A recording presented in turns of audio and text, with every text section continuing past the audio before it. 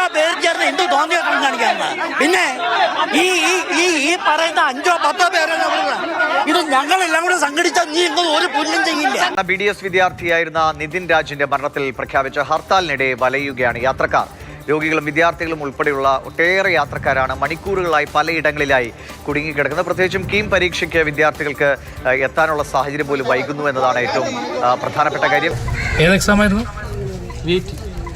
എത്ര മണിക്ക്? 9 മണിക്ക് മുമ്പ്. എത്ര സമയം ഇവിടെ കുടുങ്ങി കിടക്കണം? ഇവിടെ 2:30 മണിക്കാണ്. നിങ്ങൾ ഈ ബുദ്ധിമുട്ടി കിടന്നിന് ഒരു പണിക്കാരനാണ് ഞങ്ങൾ. സ്വന്തം വീട്ടിലേക്ക് ഞങ്ങൾ ഈ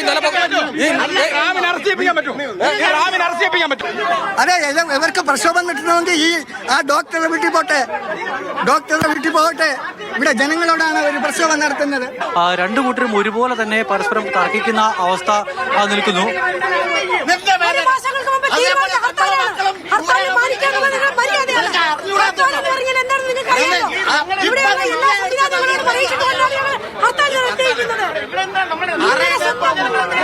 ബസ്സിലിരിക്കുന്ന ആളുകളും അതോടൊപ്പം തന്നെ പുറത്തു നിൽക്കുന്ന ആളുകളും തമ്മിൽ ഒരു തർക്കമുണ്ടാകുന്നു. ആ തർക്കമുണ്ടാകുന്ന സമയത്ത് ഒരൊറ്റ പോലീസുകാരൻ മാത്രം അവിടെ ഒരു ചെറിയ ക്യാമറയുമായി ഈ ആളുകളുടെ വീഡിയോ എടുക്കുന്നത് മാത്രം കാണാൻ കഴിയും. കാക്കിയിട്ട ആ ഒരു ഉദ്യോഗസ്ഥനെ മാത്രമാണ് ഇവിടെ എനിക്ക് കാണാൻ കഴിയുന്നത്. അതിന് തൊട്ടുപിന്നിൽ ഇപ്പോൾ മറ്റൊരു ഉദ്യോഗസ്ഥൻ കൂടി അവിടെ നിൽക്കുന്നത് കാണാം. എന്തിനാണ് അവിടെ നിൽക്കുന്നതെന്ന് ഒരു പിടിയും കിട്ടുന്നില്ല. വെറുതെ നിൽക്കുകയാണ്. പ്രത്യേകിച്ച് കാര്യമൊന്നുമില്ല. അവർ ഈ വിഷയത്തിൽ ഇടപെടുന്നില്ല.